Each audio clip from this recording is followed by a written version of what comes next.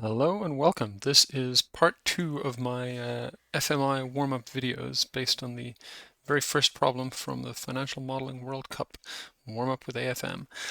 So last time around we did all the sort of plumbing setup on our three schedules, so laid out the forecast and some of the main connections between them, and then we built a revenue schedule, an operating cost schedule, and a capex and depreciation schedule.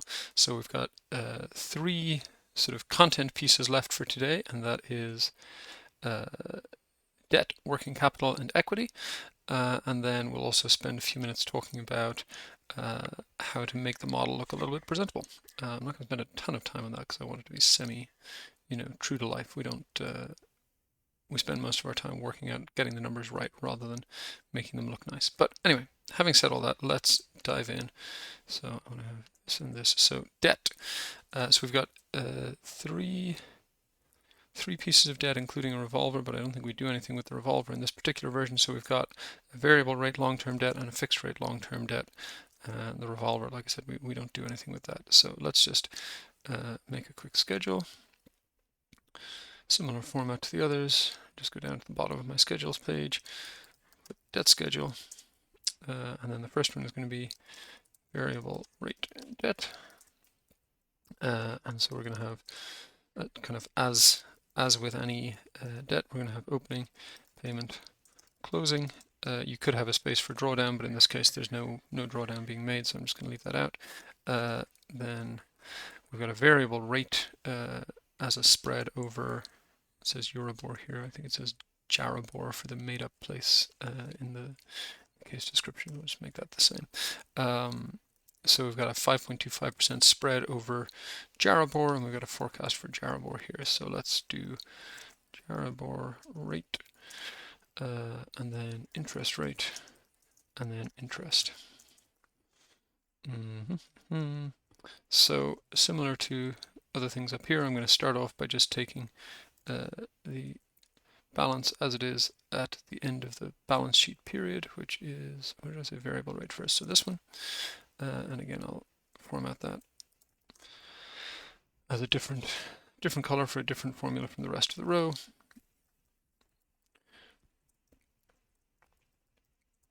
Copy that across, and then we are repaying that. Here we go, at a rate of 15 a year. So very, very simple debt. There's just one hiccup to watch out for. So if I put in here, so this is 2020, so I'm linking the right year, carry that across, then you can see I've paid off all the debt in 3 years, and I keep going, go negative. So if you're not kind of careful about keeping an eye on that, that will cause you trouble. Oops, I liked my format where my zeros were dashes. Let's have that one, please. So what we'll do instead is just equals the max of that number and minus the opening balance. So in other words, you can't pay off more than the total debt. And then that carries over and zeroes out the way you would expect it to. So then the Jaribor rate, we can just link straight to here and make it a percentage and carry it across. And then the interest rate, I guess I'll give this 2 decimal places since I've got a spread to 2 decimal places. And our spread is right here. And then the interest, I want to see if it spells it out explicitly, but I think the assumption in any case is these payments happen gradually over the years, so you'll pay interest on the average balance, but let's just double check. Yes, assume debt amortization payments occur gradually over the year. So the company is not required to maintain a minimum cash balance. I don't know what that has to do with the rest of this question, but maybe the cash goes negative at some point. Let's see. Anyway, so the interest is just going to be the average balance, average of these two times the interest rate. And again, we'll format that with 2 decimal places, and I'll take this format that has dashes for zeros, because then it's easier for me to see, okay, here where the loan zeroes out, the interest also zeroes out, and that is what I would expect. So that's good. Okay, so then let's do the fixed rate debt, and then we can plug them both in. Fixed rate debt. And similar setup, except this one's going to be even simpler. So I'll just copy all of this down, and I'll copy this line down, and then we'll fix the formulas. So the starting balance here is going to be this fixed rate debt here.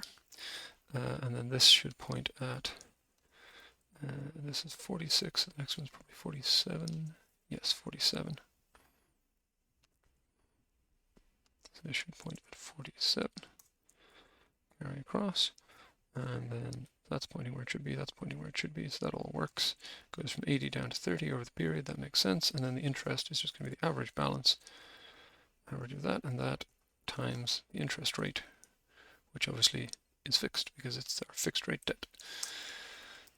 So we copy that across, and that's, I think that's it for our debt. Like I said, there is a revolver, but we don't draw on it, at least in this version of the world. So I'm just going to leave that blank for now.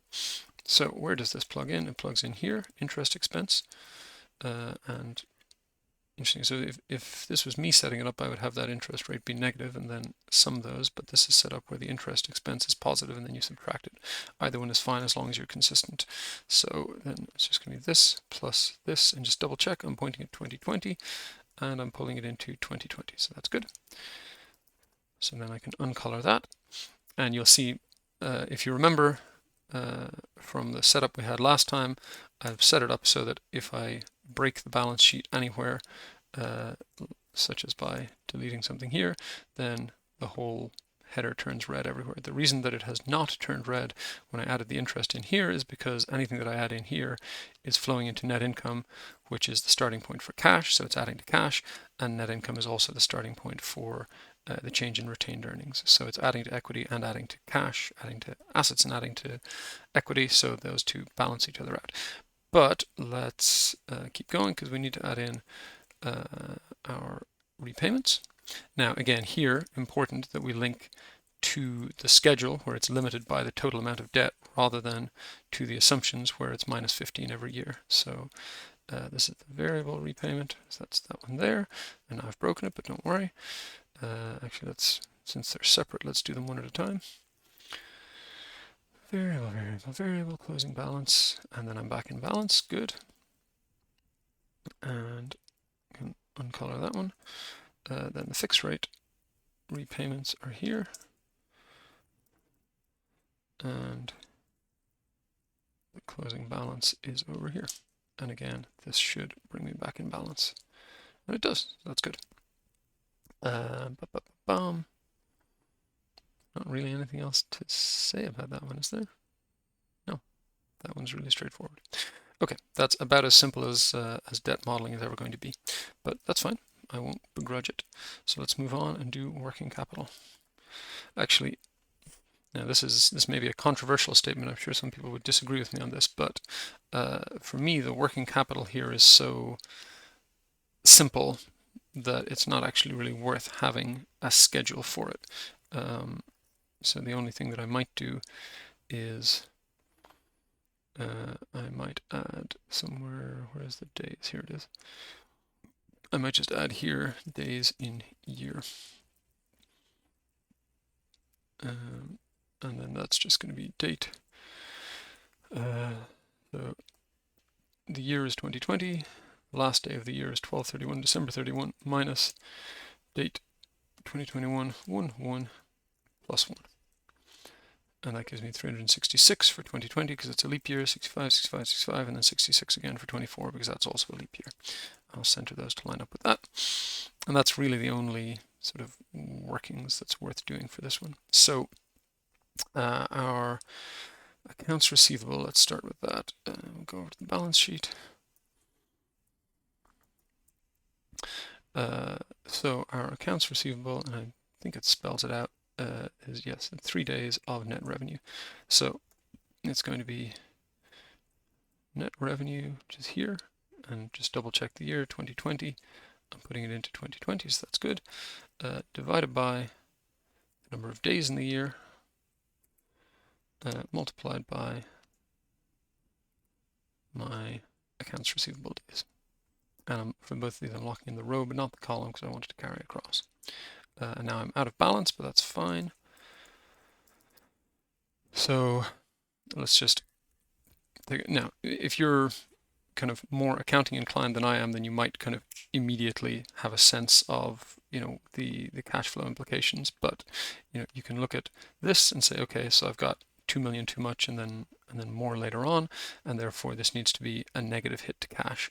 Or you can think of it kind of first principles basis. Accounts receivable is money people are due to pay us. So if people owe us more money, all things being equal, we've got less cash. So where is my change in working capital line? Should be up here in the operating section, and it is. So I want this to be negative, so I'm going to say that minus that. And now, while I'm at it, I'm just going to set up the other pieces. So the inventory and the prepaid expenses are both working capital items, and since they're all assets, in every case I want to subtract the current year from the previous year, and then for my accounts payable, which is a liability, I want to go the other way around, so subtract the previous year from the current year. And now you can see I'm back in balance. Now, a couple of ways you can think about this, but I would definitely like to sort of document this formula a little better. And one way that you can do that pretty neatly is with a sort of inline comment. So you can, if you use the n function, n gives the numerical value of something, and if you put text into it, the numerical value of text is 0, and if you add 0, it doesn't change anything. So basically this is a way of putting a comment in that doesn't change anything. So my comment can just be, this is row 9, so that's accounts receivable.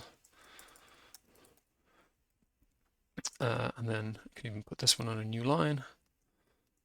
Take that same format there, and then let me just check all the lines. So then it's inventory, prepaid expenses, and then payable. So this is inventory. Now we're told the prepaid expenses, told to assume that that doesn't change, but no reason not to have the plumbing set up in there. And finally, this is our accounts payable. And now it just makes it a little bit easier to kind of read what's going on in that formula. Okay, so I've got the change in accounts receivable, the change in inventory, the change in prepaid expenses, and the change in accounts payable. So then I've done that, so then I just have to do the same thing for inventory, prepaid expenses. It says assume all other working capital items will remain unchanged. So we just have our accounts payable, our inventory, and our accounts receivable. Sorry, my battery's getting low. I'm just going to plug in. And then we'll get back to it. So inventory turnover 60 days. It doesn't say, but the inventory turnover is going to be 60 days of our, where's it gone? Sorry, wrong schedule, of our cost of sales, times, sorry, not times, divided by first, divided by the number of days, multiplied by our inventory days. And again, it's a good sense check that this is sort of kind of the same order of magnitude as it was before, and it is, so that's good. And then prepaid expenses we've already done, so nothing to do there. And then finally accounts payable, which I think is also on COGS. Yes, calculated against cost of sales. So just say cost of sales divided by, oops, over here, divided by 366, multiplied by my accounts payable days. Carry that across and get rid of the color, and that's all done. Okay, so we're getting there. Now I need an equity schedule.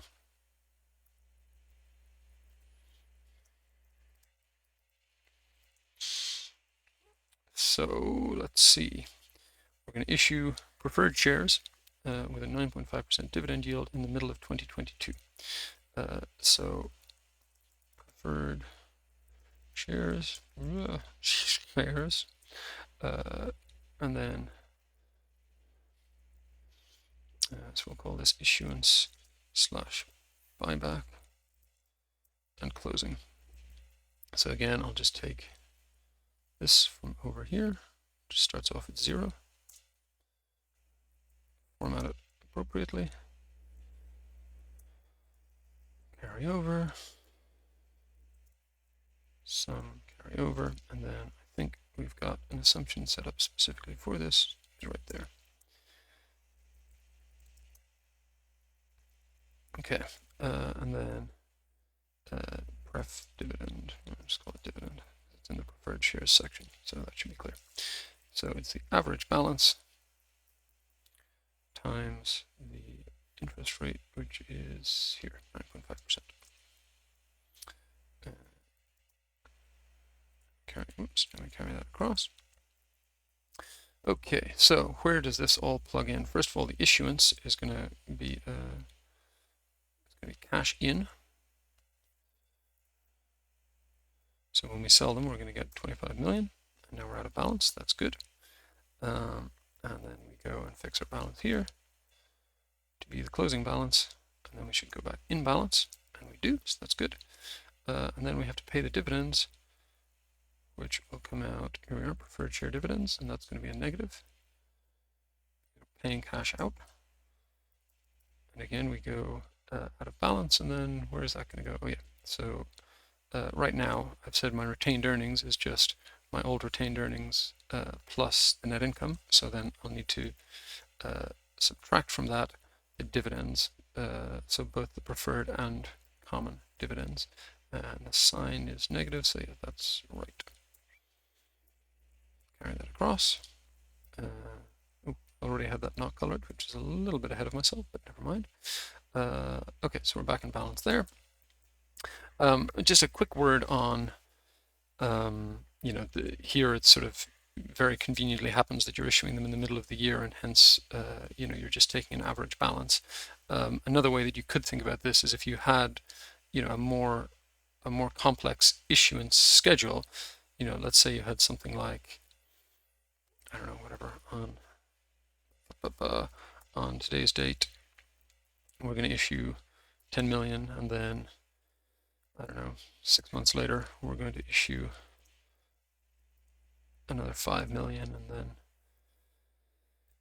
then 8 months after that, 9 months, whatever, after that, we're going to issue 12 million, and so on. You could sort of work out an effective balance for each year by using year frac. So you could say year frac gives you the fraction of a year between two dates. So you're interested in the fraction of the year between this date and the end of the year. And you can use EO month to get from here to the end of the year. So let's see, if we're in month 4, we're going to get to the end of month 12, we're going to go 8 months later, so it's going to be 12 minus month. 12 minus the month we're currently in. And let's just double check that quickly. So, sorry, that's going to format just as a number, so that won't tell me, but let's pull it out here just so we can confirm that's working correctly.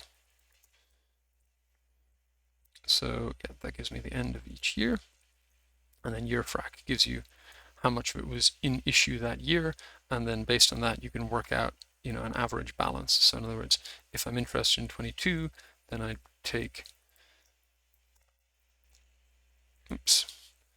then I would take this value for 22, and then I would take 0 for 23.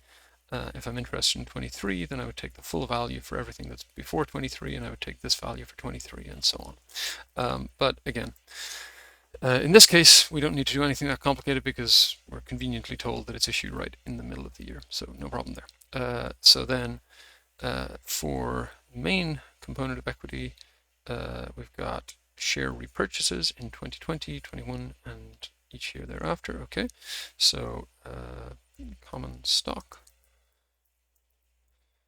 Again, we'll just do opening, issuance, buyback. So here our starting balance is going to be here, and then our change is going to be here. And by the way, I just hit Control Enter there, so I've got all the cells selected. So when I put the formula in one, I hit Control Enter, it fills in and across. If I don't remember to do that, then obviously I can just highlight and Control R, or Control C, Control V, or many ways to fill it in. But my preferred one is just Control Enter. Okay, so that gives me our closing balance. So again, I can plug that in. That's going to be here. And that's buyback, so that's negative cash, so that signs the right way around. And then here, I want to have the correct closing balance. Oops, sorry, I already did that. Okay, and then we're interested in common dividends. And so what are we told? Dividend policy. Starting from 2020, dividend policy will be 50% of net income to common each year. So let's just do this net income. I'm going to pull from, oops, sorry, we're going to pull from over here.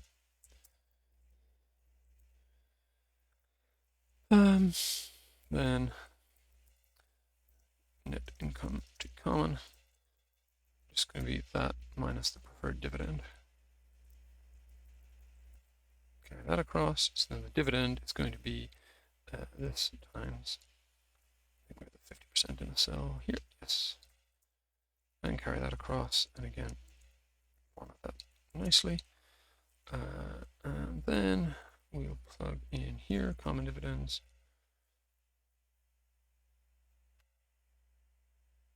Oh, sorry. Whoa.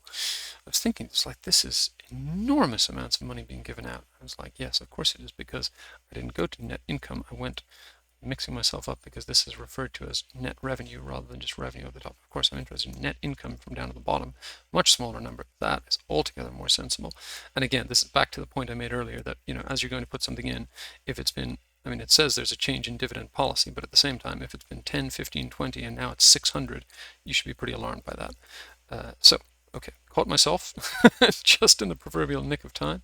I've got to put a negative sign on that. And this time I'm not out of balance because I've already had my retained earnings update to reflect both sets of dividends. So that's already kind of plumbed through.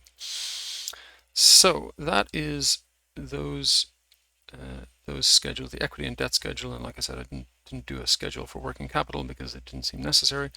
But your mileage may vary. So I realized as I was kind of thinking through this one and looking at what was left of the question that there are a few sort of fairly chunky pieces that are not in here, which makes sense. It was meant to be a kind of skinny down question, but which are, the kind of thing I would at least expect you to be able to do if you're going for the AFM exam. And I don't know, at least back in my day, it was something that I would have expected to be on the exam again. I haven't looked at these exams in a long time, so I'm not totally sure of that part.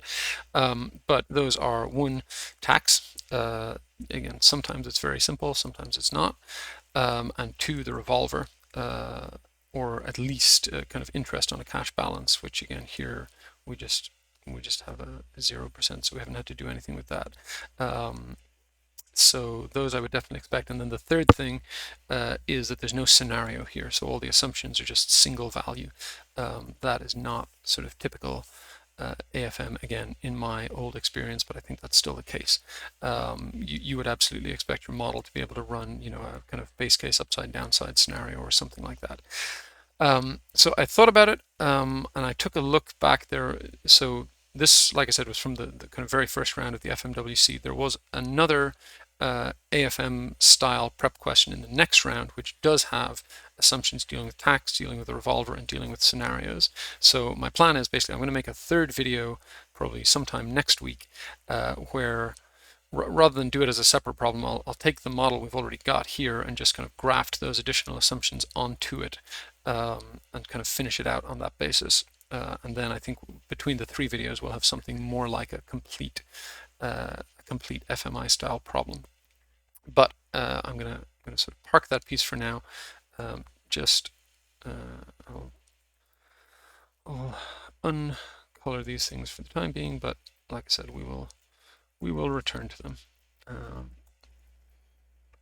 So those are all fine, and then balance sheet.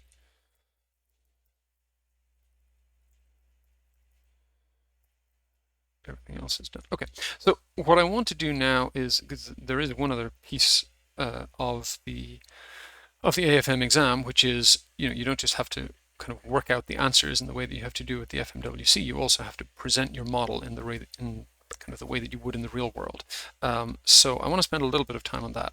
I'm conscious that, it's easy for someone sitting where I am building a completely theoretical model in a completely theoretical setting to kind of wander off down rabbit holes doing lots and lots of beautification and things that are not super realistic to do in the real world. So what I've decided to do is I'm going to kind of constrain myself. I've got my phone here. I'm going to set a timer and give myself something like 10 minutes and just see see what I can do. It also will force me to think about what are the most important things to do. So we'll start the timer now. And the very first thing that I think you should consider doing is make the model printable, because that is how most people will consume it.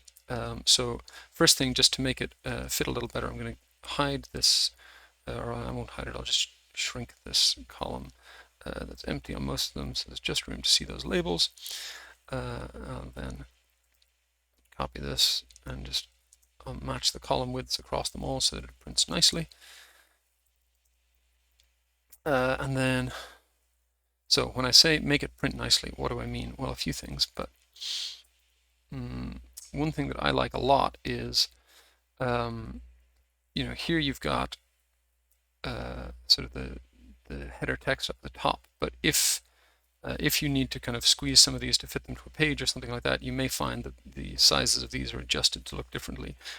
If you want it to look more like a sort of professional PowerPoint presentation or something like that, then basically putting the header in print settings will give you something that's going to always look consistent. So that's what I'm going to do here. Say just around, I think it's called just around the corner. Financial statements. I'm going to make this something large. Let's make it slightly aggressive. 28 point should look good. And then I would typically have a sort of company logo over here. I'm just going to take the AFM logo for want of anything in particular better. Make it 1 inch square. Let's take a quick look so you can see we've got that. Now obviously this still looks hideous because I haven't set up the print settings on each page, and also as you can see, unfortunately when you apply print settings to multiple pages, for some reason it applies everything except the sizing of the picture, so I now have to go and do that separately to each page. So I'm going to do that now quickly.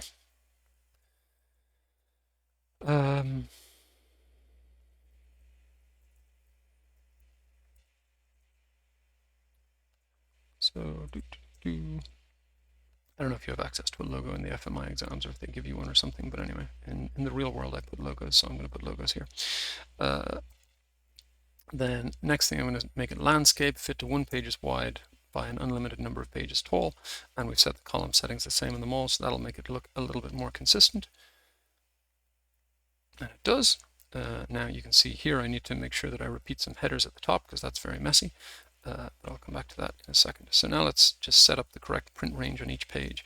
So this piece I've got already covered, so I'm just going to go from here down to the end, set print area, again here, down to the end, print area, here, down to the end, and I'm not going to include that balance sheet check because that shouldn't ever sort of appear as anything on the output. Do that, and then for this one I'm going to want to repeat rows at the top. These 3 rows should repeat at the top. And now I'll still need to kind of play around with my page settings a little bit. Now the next thing that I can immediately see as I look at that is I need to fix my margins, so I need a little more space at the top for that logo not to run over things, and I prefer to have tighter margins at the side. Your mileage may vary. So let's do that. Now it's starting to look a little bit better. Now the next thing, again, if you want it to look more like you sort of took your Excel model and turned it into a PowerPoint model, or turned it into a PowerPoint slide, as at least in my experience senior executives love to see, then one thing you can do to help it give that look and feel is just put a line across the bottom. And one way you can do that is to come into the print settings, and let's just say we're going to put just around the corner, and let's say we're the finance team. Again, I'm just kind of going with what I know here because what I know is, company name and logo in the corner. So I'm just going to make that bold and green to match the AFM logo. Assume that's company colors. Department grayed out, and then this piece I'm going to make gray. Oops, no, sorry, darker gray, and I'm going to make it 20-point font just to make sure that it's big enough. There's a weird thing in Excel that there's a limit on the number of characters you can use in the footers. So I'll just show you what we've got to so far, and that's actually even bigger than I need it to be just on one side. So you have to be a little bit careful about not using too many characters, oddly. But looks like we've got more than enough there. So then here, I'm just going to put in a few because I want it to line up on the right side and the left side. And then also I would love to have the file name and when was it printed, date and time, and page number. These are all super useful things to have, and they're all kind of handily available just from these buttons here. And then I'm going to make all of this again dark gray. Okay, and then I'm going to make this line here be large to match the size of the other one. Okay, print preview. So let's see how that looks. So you can't actually see the bottom corner of this, unfortunately, because my smiling face is down there, but I'll PDF in a minute and show you properly. But anyway, so what it's showing you down at the bottom is something like this. So it's showing you the name of the file, and obviously, you know, if you have multiple versions, you should put version numbers and things like that in the name of the file, showing you when it was printed and the page. The other thing, which again I mentioned, we don't have scenarios here, but if you have different scenarios in your model, it's essential to make sure that on every page that can be printed, there's something saying what scenario is active. It's basically all of this, like being able to see the version number in the footer, being able to see when it was printed. It's all just a case of if somebody has a printout or a PDF or something, being able to trace back to exactly which version of the model did it come from, what scenario was active, so that you don't have a situation where somebody says, wait, this says 1.27 billion. I have another copy over here that says 1.23 billion. What's going on? I don't trust these numbers. So that's that. I've spent most of my time just on making it print nicely. So, oh well, that's not wasted time in my opinion. But let's just take a quick look. I probably need to fix the margins on this one. So I got to go behind my face to get it into this view to do that. So I'm just going to hide that row. So this one starts on the right on a new page. I'll bump this one up to here. Put those titles in bold, a little easier to read. I'll have my debt schedule start on a new page, and I'll have my equity schedule start on a new page. And then hopefully we've got something that doesn't look too terrible. Revenue schedule, operating cost schedule, capex and depreciation schedule, debt schedule, equity schedule. One other thing I need to do here is let's take this actually and an empty row after it. Come down here, put them in there, and just put continued in there, and then move that page break up above that. And then I can go back to normal view, and let's just print preview. So I've got my revenue schedule, operating cost schedule, capex and depreciation schedule, capex and depreciation schedule continued, debt schedule, equity schedule. Beautiful. One other thing that I might do is just use one of the built-in styles to make these go all the way across. Capex and depreciation schedule, yes. There. Now, unfortunately, I see as I did that, I made my lines very slightly bigger. So now this has bumped onto a new page. So let's just come back and do some highly scientific shrinking of unused rows to make that fit. Okay, so there we go. We've got schedule, schedule, schedule, continued, schedule, schedule. Okay, so that looks pretty good. I've got 1 minute left by my original time. I've been doing a little bit of yakking, so I'll maybe be a little more flexible with myself than that. I realize I haven't done this one, so let's do that one quickly. Actually, what I'll do is I'll come from here, and then if I go to print settings, it'll automatically apply all the same ones here. And then I just have to, again, for some reason, it won't carry over the picture, so I'll grab that again quickly and make it 1 inch. Okay, print preview. That looks not bad. I just need to make some headings continue.